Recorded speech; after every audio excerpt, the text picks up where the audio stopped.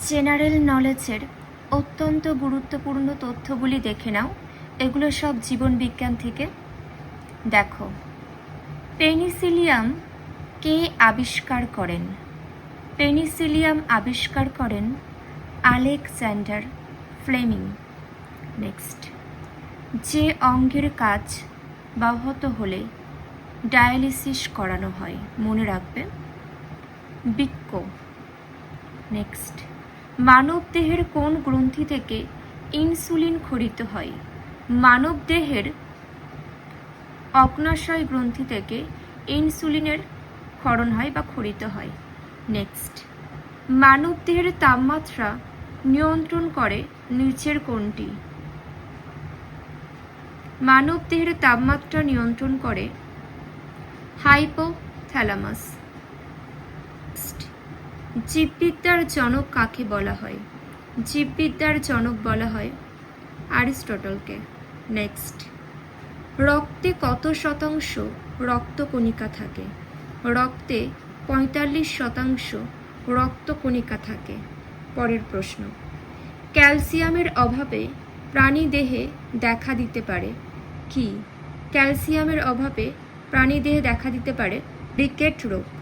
পরবর্তী, অ্যাপেন্ডিক্স মানবদেহের যে অঙ্গের সঙ্গে যুক্ত থাকে? অ্যাপেন্ডিক্স মানবদেহের যে অঙ্গের সাথে যুক্ত থাকে, দেখো এখানে দেওয়া আছে। নেক্সট, পাঠতন্তু হলো স্ক্লেরেনকাইমা। পরবর্তী প্রশ্ন, চক্ষুদানের জন্য দাতার চোখের যে অংশ প্রয়োজন? চক্ষুদানের জন্য দাতার চোখের কর্নিয়ার প্রয়োজন। পরবর্তী প্রশ্ন, মানবদেহে যে ভিটামিনটি সরাসরি সংশ্লেষিত হয়? মানবদেহে ভিটামিন ডি সরাসরি সংশ্লেষিত হয়। পরবর্তী প্রশ্ন, একটি সুস্থ স্বাভাবিক উচ্চতা ও ওজন বিশিষ্ট পূর্ণাঙ্গ পুরুষের দেহে মোট রক্তের পরিমাণ 5 লিটার থাকে।